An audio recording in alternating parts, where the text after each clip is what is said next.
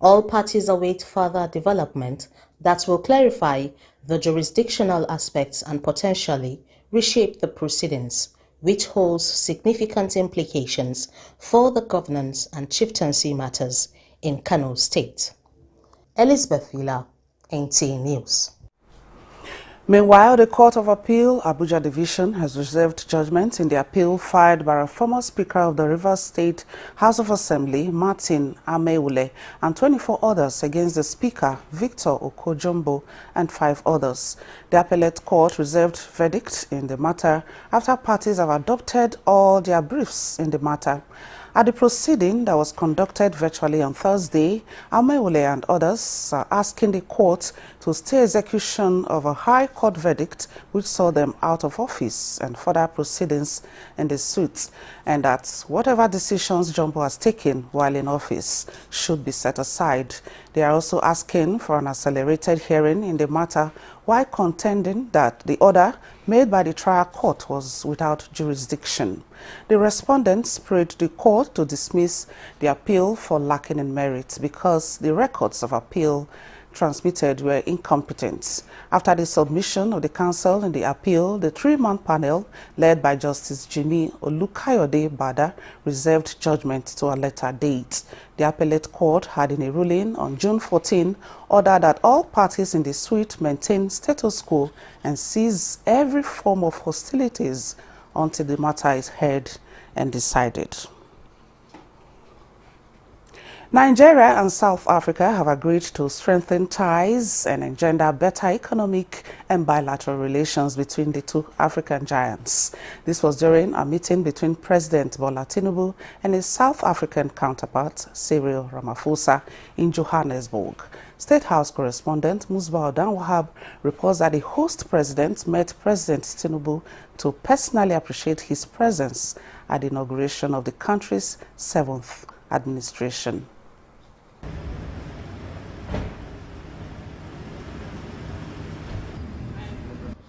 Just a day after his swearing in for his second term in office, the newly inaugurated South African President Cyril Ramaphosa left his seat of power in Pretoria to visit President Bola Tinubu in Johannesburg.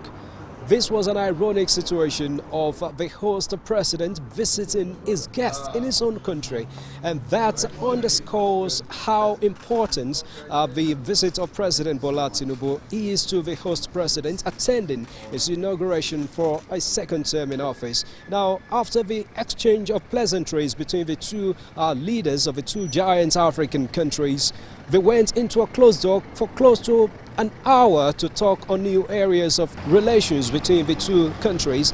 Their discussions focused on economic, bilateral and democratic collaborations between the two African giants, and of course how to provide the necessary leadership for the rest of the continent. Let's take a listen to the two leaders. Forming a government of national unity to stabilize the polity, and that is coming at a very challenging time for the rest of us in Africa to really come up with collaborative economics that will help our downtrodden and vulnerable people. But for me, what matters most is to be able to have very good economic links with Nigeria. The two countries, South Africa and Nigeria, are very important in our continent, and when the two countries work together, which we are, and we do things together, it benefits Africa. It is the two countries that are among the pillars of our continent. And I'm particularly pleased that we support each other internationally. Nigeria and South Africa are essentially joined at the hip, and we want to engender good economic and trade relations between our two countries to address the challenges that our two countries face.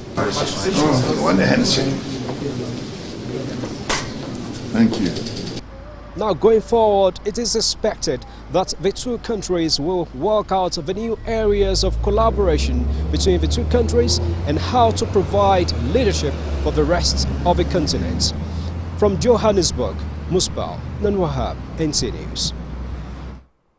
In the meantime, the federal government is taking bold steps to check delays in execution of road projects, cut costs while keeping active inherited projects and pursuing new ones. Minister of Works Dave Umahi disclosed this at a meeting with contractors in Abuja. Abdullahi Mohammed reports that the minister also seized the opportunity to roll out the successes recorded in the last 1 year of the Renewed Hope agenda.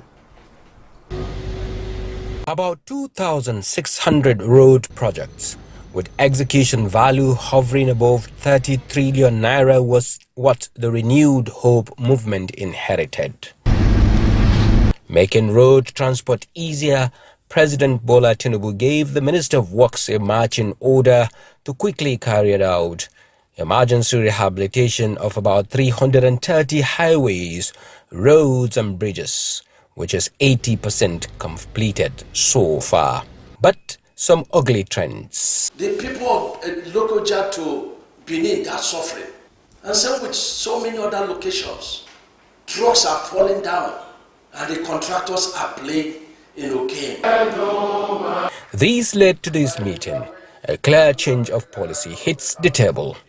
Non-performing contracts are to be terminated. And from now on, all contracts are to be priced according to the realities of the economy without preferential treatment to any contractor. It's a time to wear a different kind of cap and help this country. Before the goodbyes, good news of the progress made in the execution of the Lagos-Calabar Coastal Highway. The work is going and is moving smoothly. We've paid a total compensation of close to 10 billion. We are not owing. And the steps out the minister takes, promising to call again when it's time for Mr. President to commence the inauguration of series of gigantic projects in the coming months. In Abuja, Abdullahi Mohammed, NTA News.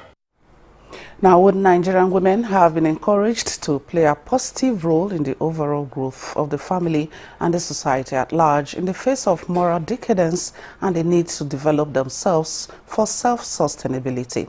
Chairperson Wowikan Grace Iyabi stated this during the 3rd convention of Wowika in Bayelsa State. Timinepre Ohia was there and now reports. St. Matthew's Catholic Church was the venue of the Bayelsa State 3rd Convention of the Women Wing of Christian Association of Nigeria, Wowikan, with a theme Far Above Rubies.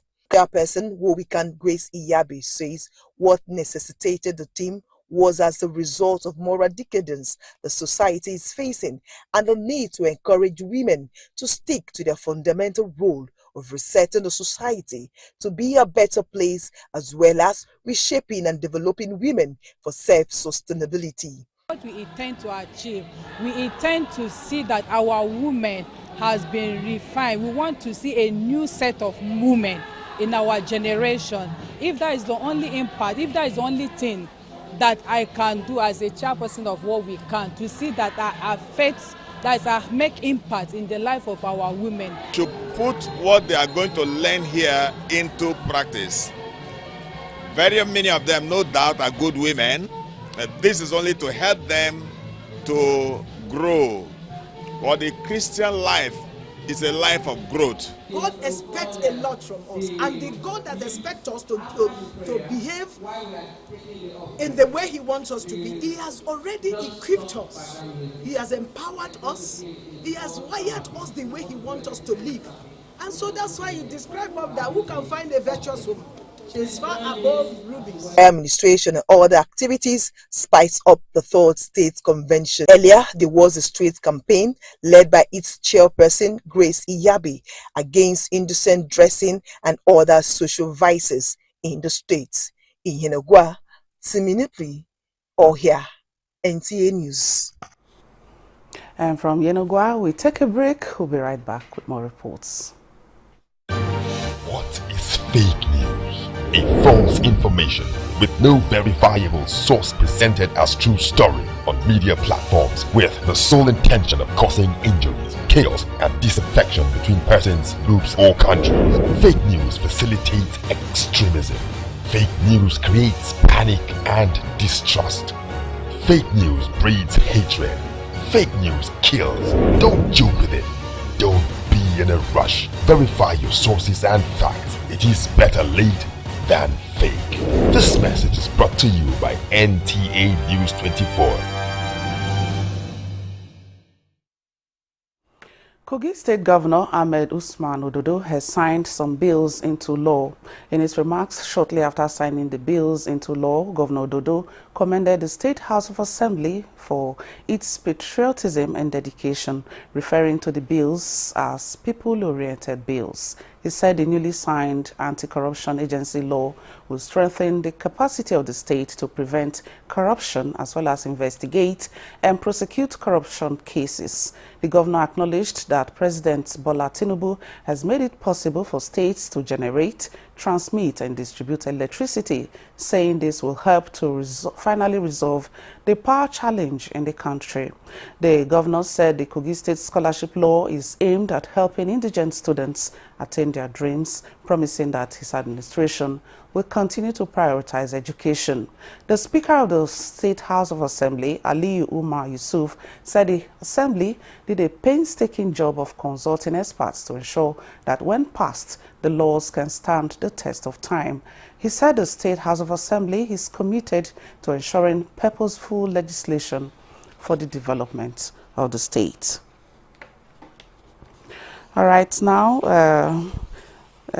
more than 500 new members of the Nigerian Institute of Public Relations from the media industry have been inducted into the professional body.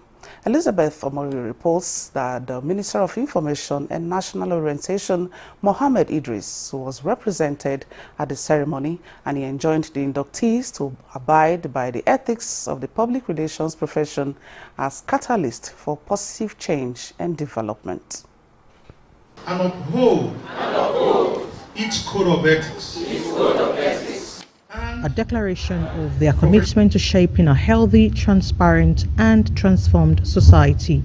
I look forward to putting in my maximum ability toward the profession. We've been taught how to manage crisis.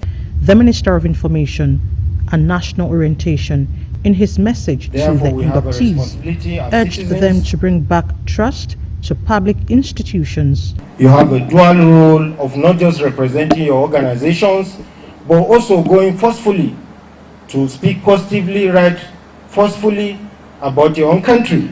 The essence of enforcement and compliance is not for prosecution, neither is it for persecution. It is to do things well. As you join the profession, you would acquit yourselves honorably, in line with the ethics of the profession.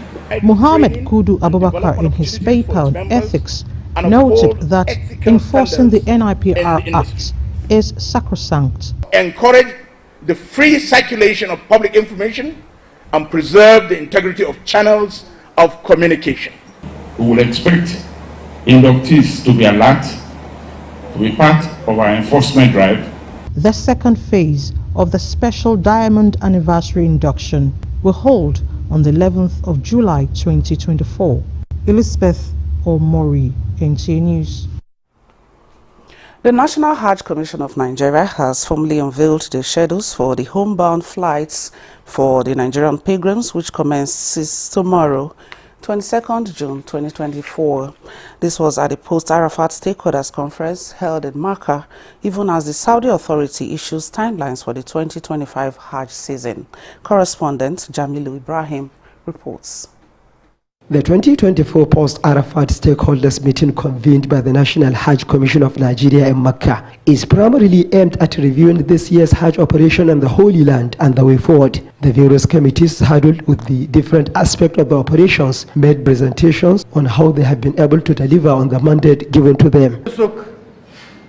Despite all challenges, I must say it has performed wonderfully in some areas, but failed in some other areas.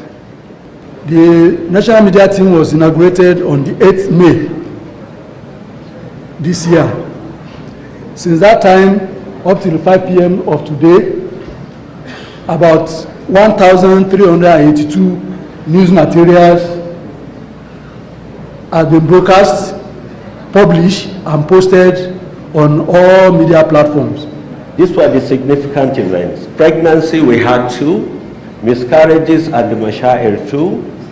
Conjunctivitis outbreak, we had 48. Diarrheal outbreaks, we had 218. And then mortality, we had 3. This brings the total number of the Nigerian pilgrims who died in the Holy Land to 13. There were remarks and observations from some other officials and critical stakeholders at the conference. During the meeting, the NACON also unveils its schedules for the homebound flights, which begin on 22nd June with pilgrims from Kebbi and Nasarawa states, as well as the FCT Abuja. So, and inshallah, throughout the operation, the homebound journey, we are going to maintain minimum of 3 flights per day. The NACON chairman Jalal Ahmed Arabi appreciates all the stakeholders for their concerted efforts towards the success of the 2024 Hajj operations. He, however, says with their support and cooperation, the NACON can do better in the 2025 Hajj season, which has already commenced, and the guidelines issued by the Saudi authority. That let us take the lessons we learned in 2024, which nearly cost us dearly, to now program ourselves against 2025 with the aim of attaining remarkable success. The highlight of the event was the recognition of a Nigerian pilgrim from Jigawa State, Balimawa, who found $800 and some other foreign currency in the Holy Land and handed them over to the officials for appropriate action. From the holy city of Mecca and the Kingdom of Saudi Arabia, Jamilu Ibrahim, NTA News. And now talking security. To respond effectively to emergencies and combatant situations, 6th Division Nigerian Army Inter-Brigade Competition for warrant officers and senior non-commissioned officers opens in Uyo, Akwa Ibom State. General Officer Commanding 6th Division and Land Component Commander. The Commander 2 Brigade, Nigerian Army, Brigadier General Jafar Ibrahim, says the competition will improve leadership skills, proficiency and competence, as well as prepare officers for higher responsibilities. I can attest that the operational successes we have recorded so far would not have been possible if troops' physical fitness was in doubt. It is against this backdrop that training activities such as these becomes absolutely necessary. If we must succeed in the numerous operations of the Nigerian Army across the country, this further substantiates the 2 Army Staff Command philosophy, which is to transform the Nigerian Army into a well-trained, equipped, and highly motivated force towards achieving our constitutional responsibilities within a joint environment. He urges them to compete fairly and be good ambassadors of their various brigades while maximizing benefits of the competition. From Wellington Basi Barracks, Ibawa, Evelyn Badu Ekpo, NTA News. Now, the Nigerian Army is soliciting the support and cooperation of the media to deliver its mandates of improving security and ensure protection of the territorial integrity of the country to achieve a peaceful and prosperous Nigeria. This was the plea of the Chief of Army Staff, Lieutenant General Taoreed Lagbaja, during the 2nd quarter 2024 Nigerian Army Civil-Military Cooperation Media Chat held in Kano. Habibu Husseini has details. The media chat with the theme, Synergizing Civil-Military Cooperation for National Security, focusing on Nigeria Army and media relations, is part of a series of activities designed to support Nigerian Army and sister security agencies to deliver their mandate of protecting lives and property of the citizenry. The Chief of Army Staff and other stakeholders from the media all agreed that media is key to achieving peaceful and secured society, hence the need for harmonious relationship between the military and the media for healthy civil-military cooperation. Together, let us stand united behind our troops, supporting their efforts to safeguard our nation and foster a peaceful as well as prosperous Nigeria for all.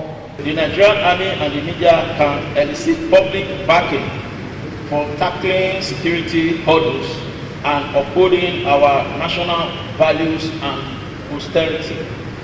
Therefore, it is imperative to seize this moment to enhance our collaboration and reassert our dedication to safeguarding our collective values.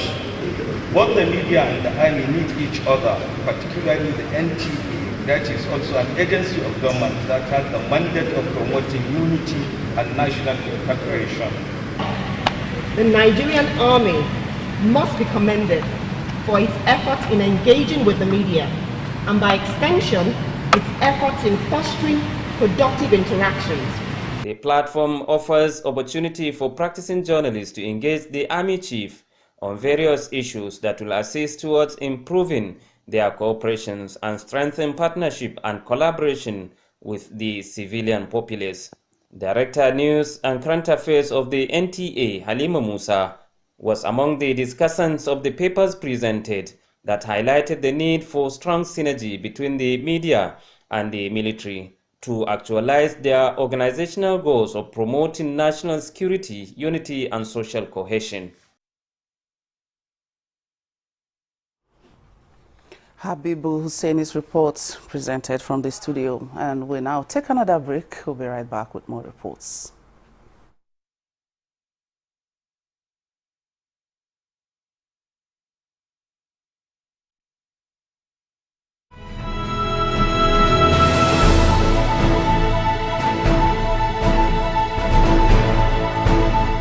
From the creeks of the Niger Delta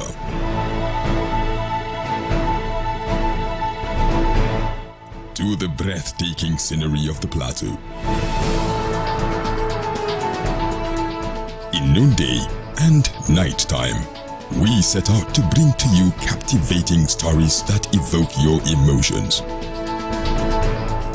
For fascinating documentaries and reports on day-to-day issues with expert analysis, tune in to NTA News24, DSTV Channel 419, GoTV Channel 26, StarTimes Channel 101 and 433, and Free TV Channel 703.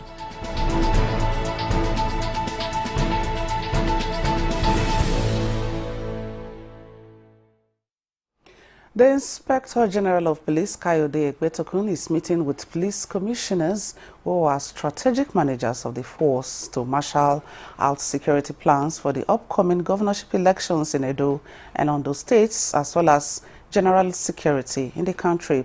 Francis Form reports that the conference coincided with the force's current leadership's 1 year in office.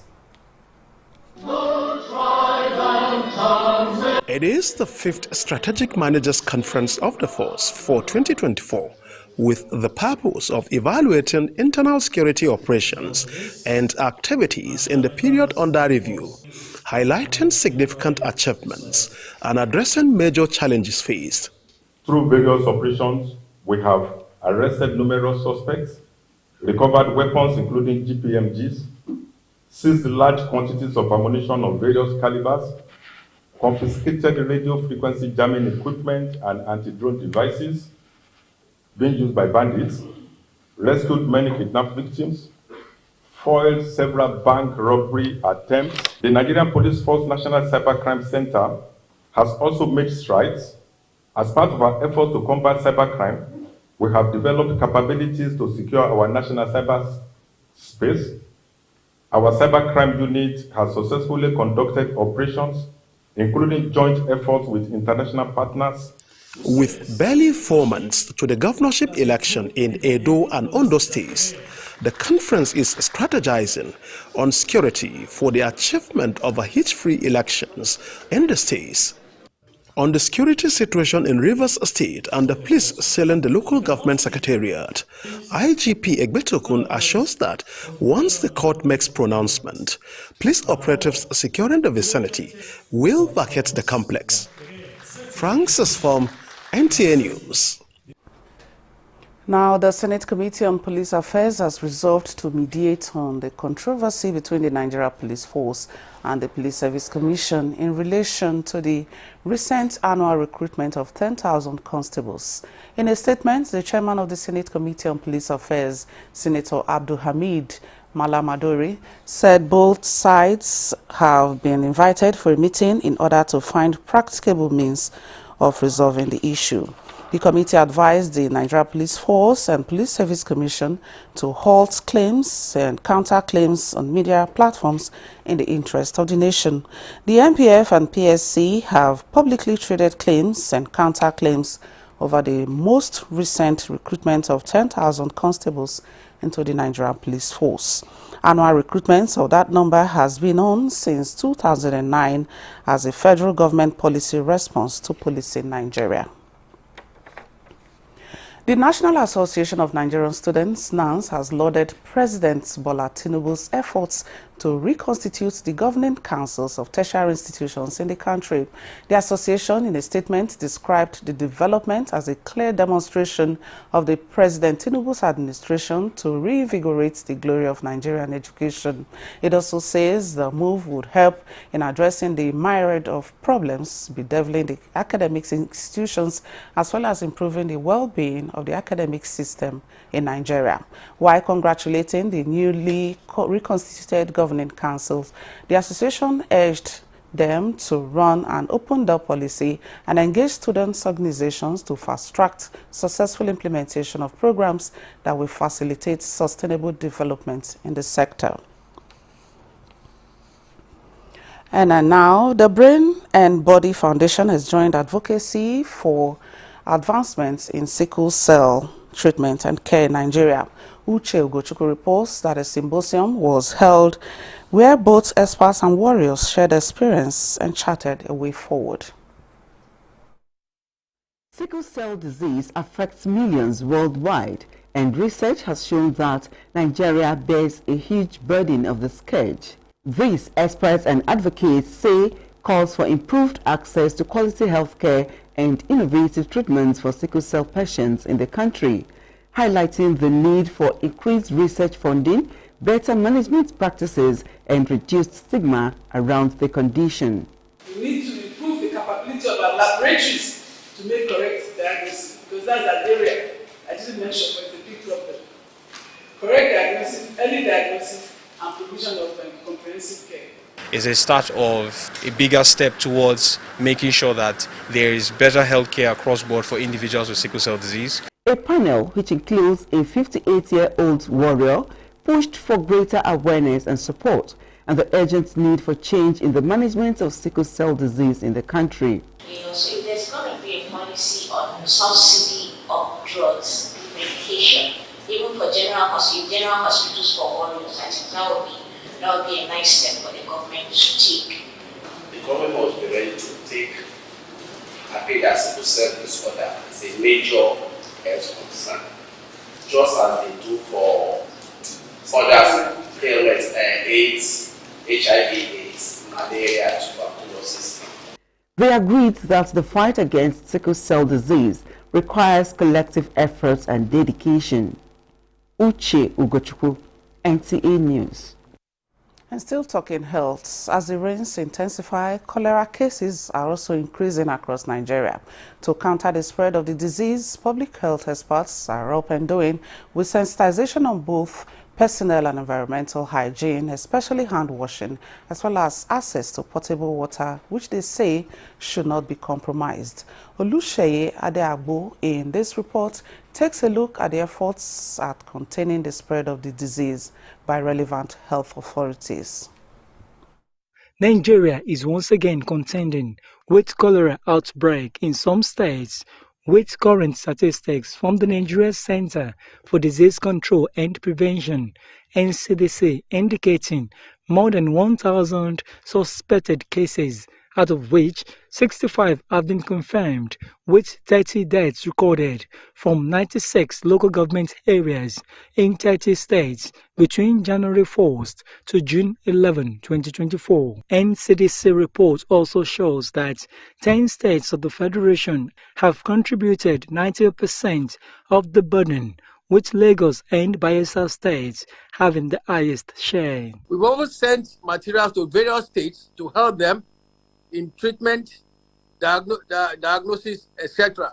But the fact is that the situation can get worse, one, because of the rainfall, and once you have rainfall, you have flood. It's likely to lead to contamination of water sources. And in another week, we are very likely to see an increase in diarrhea cases, and that's why everybody must sit up. Being a waterborne disease, what are the likely symptoms? It's characterized by furious diarrhea with severe dehydration. The patient may or may not have fever, and it starts suddenly. Usually it's within hours of coming in contact with the causative organism. And most of the time, if not tackled on time, it is the dehydration that ends up killing people. While Dr. Doris John gives precautionary measures, the NCDC boss says there is ongoing coordination nationwide to control the outbreak. You can make your water safe by boiling the water before drinking or before using, especially in this season. Fruits must be washed with salt water. They must be washed properly. Raw vegetables also must be washed properly. We advise people to wash their hands before preparing food, during preparing food, and after preparing food. Each state has its own jurisdiction. Most of these cases here are the state's problems because each state is a government on its own. Our role at NCD is to support and provide assistance where necessary. So, and that's why, again, right now we are doing a risk mapping nationally. Each state is supposed to have its own emergency preparedness network. And where they have gaps, we will support them. These health experts have pinpointed consumption of hygienic edibles and clean environments as factors that will majorly reduce the risks of cholera. In Abuja, Olusheye Adiagbo, NTA News. Education and capacity building have been identified as necessary tools for the advancement of public service in Nigeria. These were some of the issues raised at the public lecture in commemoration of the 2024 Civil Service Week celebrations with the theme, Educate an African Fit for the 21st Century, Building Resilient Education Systems for Increased Access to Inclusive, Lifelong, Quality and Relevant Learning in Africa. Haman Jabani reports. This year's theme no doubt underscores the critical role education plays in shaping the future of African continent. It is not only unlocks the potentials needed to navigate the ever-advancing complex world, but also enhance socio-economic transformation. In his presentation, Chairman, Governing Council, National Open University of Nigeria, Emeritus Professor Peter Okebokola says skills, attitude and value needed for the workplace and survival by 2050 include critical thinking and problem solving, collaboration and teamwork, digital literacy, resilience and stress management, entrepreneurship among others. How will we educate our civil servants who are the engine of development in a way that they will be well kitted and with good values to attain that beautiful world I anticipate of 2050? You know, with the new performance management system, we expect that they would have a certain number of courses annually that they will take part in before they can be presented for promotion. So that e-learning platform also will help them pace their own learning. The quality of products from these institutions directly impact on the quality of service, quality of manpower of the service, and therefore the quality of services provided in these countries. Stakeholders say the reforms put in place by the head of the civil service of the Federation will not only change the Nigerian public service, but will help in identifying leaders as well as overcoming challenges of seeing to the implementation of policies and programs of government. The world does not stand still. We have to work out what the new challenges, the new complexities that we have to consider as civil servants. This event also provides an opportunity to reflect on the progress we have made and the challenges that lie ahead. The need for a modern, adaptable, and robust educational framework for our civil service is more crucial than ever. Speakers are in agreement that to sustain and consolidate the core values of accountability, meritocracy, professionalism, loyalty, and efficiency in the public service, Nigeria's education must be tailored towards catching up with modern trends. Hamman Jabani, NTA News. As Nigeria is currently hosting 85,500 refugees and asylum seekers from 31 countries, the National Commission for Refugees, Migrants and Internally Displaced Persons is calling for effective collaboration from development partners and other key stakeholders to empower this segment of the society for a united and peaceful African continent. This came to the fore during the commemoration of 2024 World Refugee Day celebration in Calabar. Paul Abel completes the report. The 2024 World Refugee Day, with the theme Solidarity with Refugees, celebrated in Calabar, brought together stakeholders with a common goal to addressing the needs of refugees, as the National Commission for Refugees, Migrants and IDPs articulates the importance of standing with them. Federal Commissioner, National Commission for Refugees, Migrants and IDPs, Tijani Ahmed, represented by Deputy Director Titus Mudakai, throws more light. The federal government, in the spirit, principles and objective of the Global Compact for Refugees, is soliciting cooperation and partnership with development partners on burden sharing. I am glad to inform that the federal government, through the Commission and Federal Ministry of Education, has secured funding from the Global Partnership for Education to support refugees' response. Cross River State Governor Senator Basio Tu, represented by his deputy Peter Ode, assures of his administration's commitment to job creation and provision of social services for all. Our commitment to supporting refugees is unwavering.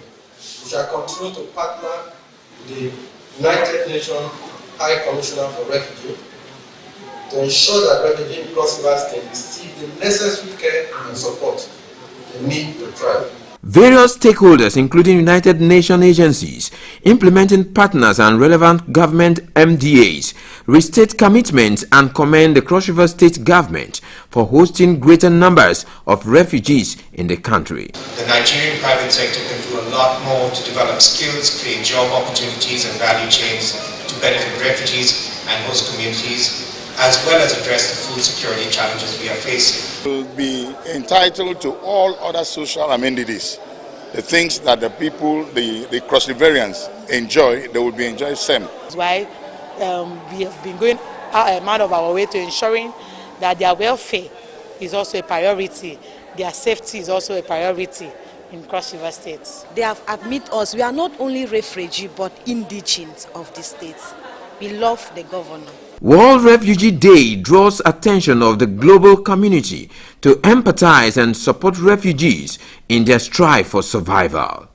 In Calabar, Paul Abel, NTA News. And now to news on agriculture. The Gombe State government has granted 50% subsidy on fertilizer to farmers in the state. Emmanuel Akila reports that Governor Muhammadu Inuwa Yahaya, who announced this during this year's fertilizer sales, warned against diversion of the commodity. While flagging of the sales of the fertilizer, Governor Muhammadu Inuwa Yahaya told the farmers that the 4,000 metric tons of fertilizer is made about 2,000 from the federal government and 2,000 from the state government, which will be sold to farmers at the rate of 22,000 naira per bag. Agriculture is the backbone of both developed and developed economies worldwide. Despite the financial challenges we face, Our government remains steadfast in its commitment to investing massively in this sector. Farming communities dominate the rural economy in Gombe State. I want to use this medium to enjoin our teeming youths to embrace agriculture, both dry and wet season farming. We at the Federal Ministry of Agriculture also have attested to the Executive Governor's effort in resolving herders-farmers conflict. The farmers say they are encouraged and will use the fertilizer judiciously. It's timely because it's now the season has begun. According to the governor's instructions, half of the fertilizer will be sold directly to farmers, while the remaining half through farmers' cooperative societies. In Gombe, Emmanuel Akila, NTA News. And in Nasarawa State, the government is distributing more than 17,000 bags of assorted grains it received from the federal government to vulnerable persons in the state. Bilkisu Gurku reports that the deputy governor of the state, Emmanuel Akabe, flagged off the process in Lafia. The food items include 9,300 bags of sorghum, 5,721 bags of maize, 2,554 bags of millets. Nasarawa State Deputy Governor Dr. Emmanuel Akabe commends federal government for assisting the vulnerable groups in the country. Mr. President, all the policies are put in place. At the end of the day, we shall have a brand new Nigeria, but each and every one of us will smile by the grace of God. He notes that the state government will maintain the template set by the humanitarian relief body in the distribution of the food items. Director General of the State Emergency Management Agency, Zachary Alumaga, reaffirms the agency's continuous synergy with the National Emergency Management Agency to provide more palliatives to vulnerable groups in the state. NEMA North Central Director Bashir Idris says the donation of the assorted commodities was part of the 42,000 metric tons President Bola Tinubu approved for distribution to states of the Federation. Some of the beneficiaries appreciate government for coming to their aid. In Lafia, Bilkisu Umar Gurku, NTA News. Nigeria joins forces with 4 other countries and the Recording Academy to empower African music creators and take the continent's vibrant music industry to the global stage. The roundtable meeting in Kigali, Rwanda, aimed to elevate African music and culture globally with Nigeria's Minister of Arts, Culture and the Creative Economy, Barrister Hanatu Musawa, emphasizing the continent's potential to dominate the music industry. The steering committee discussed key issues affecting the African music industry, including intellectual property rights, piracy and funding, and committed to supporting economic policies for creative industries and promoting a cohesive Pan-African vision. The collaboration aims to provide alternative revenue sources for African countries, reduce dependency on traditional sectors like oil, and promote African culture and creativity globally, with Nigeria's music industry already enjoying global success. The partnership will also facilitate artistic mobility, access to global opportunities, educational resources and training, ensuring African creators share their talents on the world stage and promoting African music and cultural excellence globally. The influx of people into Abuja without corresponding increase in houses to accommodate them has over the years placed high price tag on houses available for rent. However, with rising cost of goods and services, a more soaring cost of house rent is recently being witnessed in Abuja, so much more that many residents find it unbearable. Ramatu Abdullahi fills us in with her findings on the situation. Abuja, the nation's capital, is a center of attraction for many Nigerians and non-Nigerians alike. This is because of the diverse opportunities it is believed to offer many, whether for business or leisure. Depending on the location, securing a shelter in Abuja is expensive, while some places are highbrow areas with luxurious services designed mostly for the rich. There are other suburbs that accommodate middle or low-income earners. But with the current economic realities, both the high and the low are bearing the brunt of the increase. Call it self-contained of 400,000. After I pay, after a few months, the owner of the apartment now say it's 450,000. Then I pay, which is my rent supposed to expire by December this year, this 2024. And 2 days back again, the same lady sent me a text that now, from now up, that my house rent is going to be 500,000. Whether if I like, I pay, but if I don't like, I should. The country is going how to feed, how to pay your school fees of children, and even though the increment in our time is about twofold or 1.5, so which is much on people. How justifiable is it for the landlords who exorbitantly increase house rents? Most of the landlords, what they are complaining is the increase of materials used to build the house, ranging from the cement, block, and even the sand, because the money of a tipper 6-tire is increased. Another problem is the agents. The agents want to get money out of a landlord and would-be tenant by all means. So they look into a situation where they offer the highest bidder to the landlords. That is not based on current economic reality, but it's just wickedness. I will give you instance area in Dako. The road is being, the government is working on some inner roads at the moment, and some landlords said because they have a good road now, they just increase their rent all of a sudden. That one is not tagged to the economic reality, it's actually tagged to the infrastructure that is being provided. And it's a question that, are you the one providing the infrastructure or is the government? A legal practitioner, Mani Ataguba, says housing deficit in Abuja makes it difficult to regulate high charges on rent, even if there exist rent laws. Whenever a product is scarce, the price goes up. And if you want to insist as a tenant that the landlord should charge what is in the rent control law, the landlord will simply tell you to leave his house. You understand? So that is where the real problem is. And the solution to it is that people should be able to own their own houses.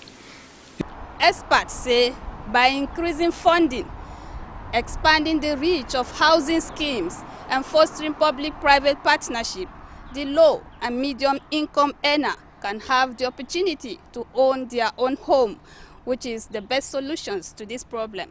In Abuja, Ramatu Abdullahi, NTA News. Thank you, Ramatu. And now to the foreign scene. World leaders, health groups, and pharmaceutical firms announced $1.2 billion in funding to produce vaccines in Africa at the Global Forum for Vaccine Sovereignty and Innovation in Paris on Thursday. The COVID-19 pandemic exposed gaping global inequalities in access to vaccines, including in Africa, which is facing numerous health crises. Speaking at the gathering, French President Emmanuel Macron said the African Vaccine Manufacturing Accelerator would be an essential step towards a genuine African vaccine market. A recent resurgence of cholera in many parts of Africa has highlighted the need for more local vaccine producers. And according to the UNICEF report of 2021, at the height of the pandemic, 23 million children didn't receive the basic vaccines necessary for their normal development. And now let's take some sports stories from our sports desk.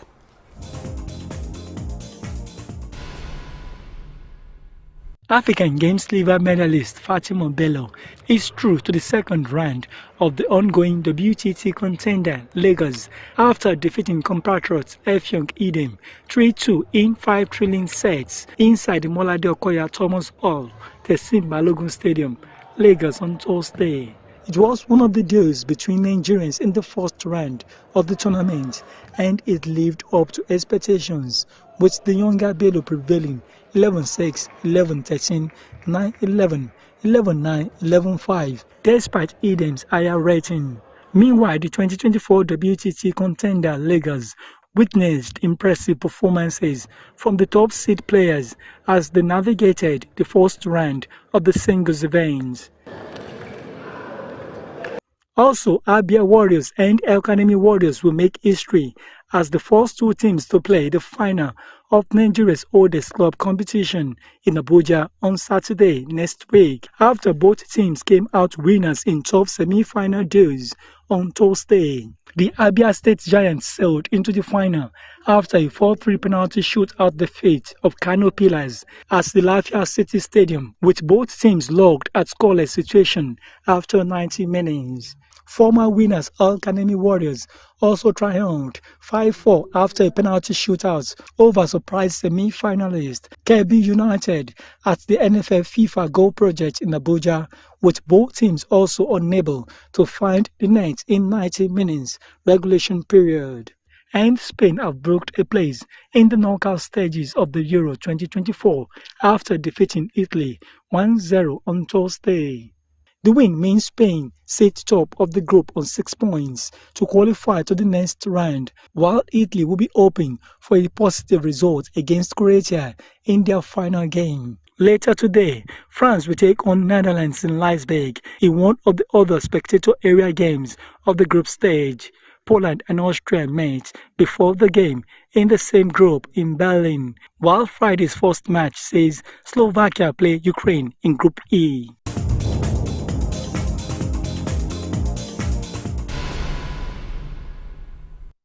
And that concludes the news at 10 on NTA News 24. Thank you for watching.